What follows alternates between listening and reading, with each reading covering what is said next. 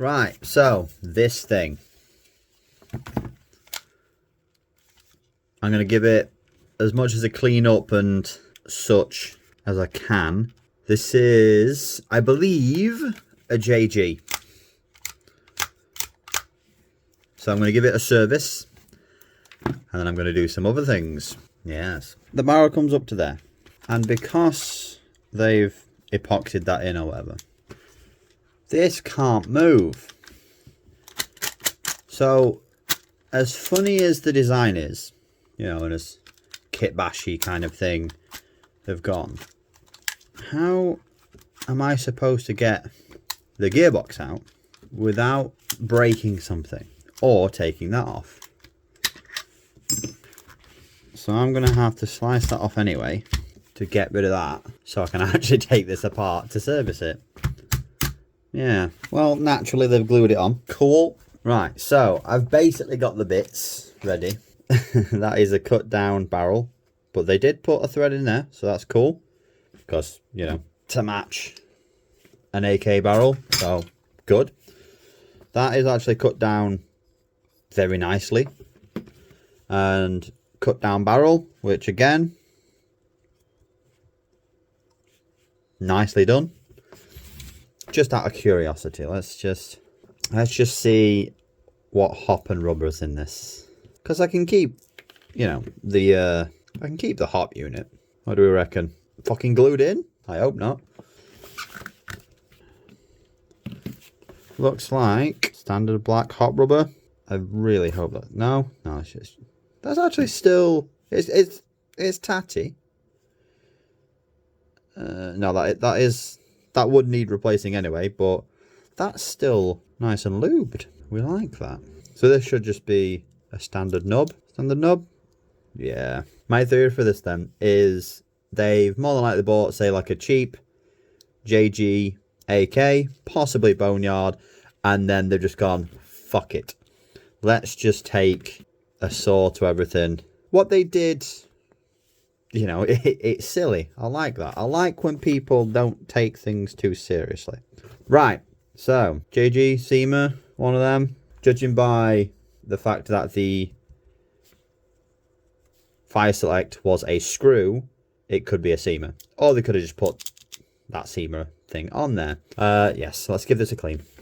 Yup, plenty of grease. For some reason, no shim on the bottom of this one, but it will firing alright. Plenty of grease. Plenty of grease. And now to degrease. There we go. Nice and clean.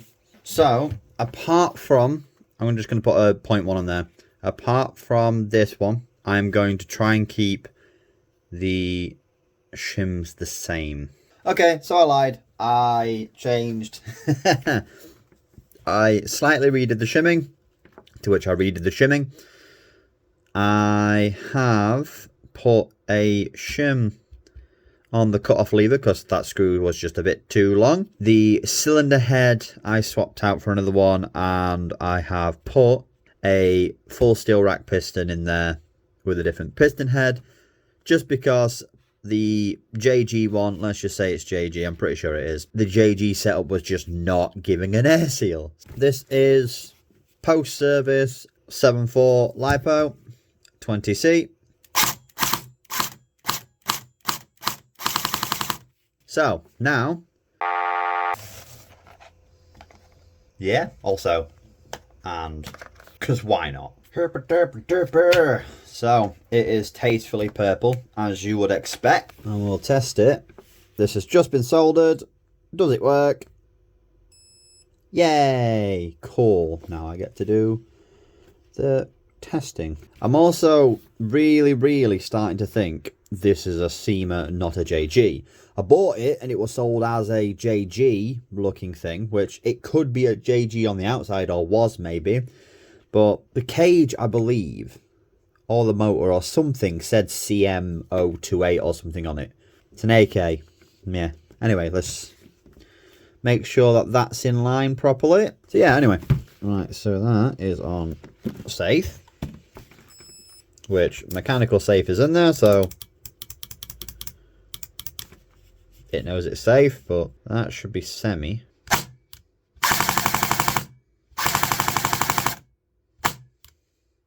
Okay.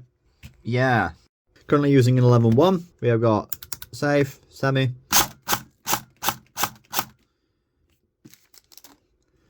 And 3-round burst, but I did have to put it technically on 5-round burst.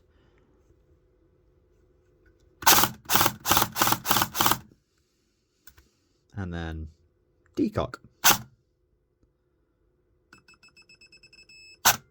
Oh, he's showing up for the camera.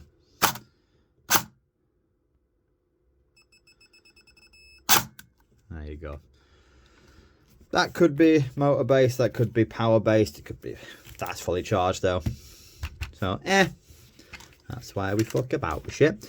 But that's got an M95 in for now. We'll see what power that is because it does get a particularly long barrel. I probably want to swap that out for a full cylinder if I want to go for a bigger barrel because air volume and but we'll see. So long as it fires nice, straight, all that kind of goodness, and at a respectable power, so that'll probably hit it about 300-ish.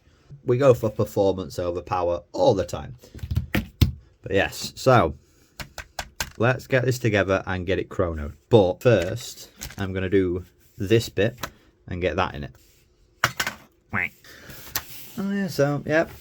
That is basically what it's going to be looking like. I might put a rail on there, we'll see. So it's something like that. Right, just put that like that, yeah.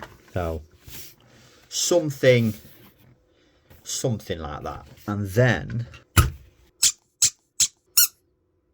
yeah. Right, let's do 2 5s. I'm just gonna put the screws in. So I screwed the thing in like you're more than likely supposed to. And what we got? So I think that's about the average. 269.7.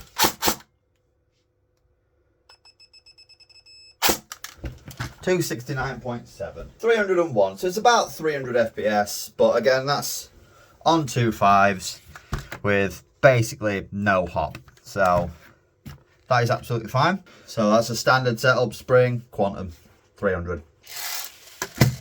This is going to be the AK tester. Still got to figure out how that goes on there. I kind of want it as like a tactical squeak. Yeah. Yes. So, I had to do a few more things. I put a gas block in it. Only comes up to about here, which is annoying. So I had to just find some form of screw and nut to just hold that in so it doesn't move. I thought about putting that big thing on the end to make it look more silly, or just put like a closed cap on it. Putting the M4 flash hider on there keeps it true to the original concept, design, the whatever, like what it used to look like, just as an homage. But I have attached this, if you can see, that is like a rail cover. And then I've glued that to the rail cover, so it still works. So if I do this, you'll be like, watch out.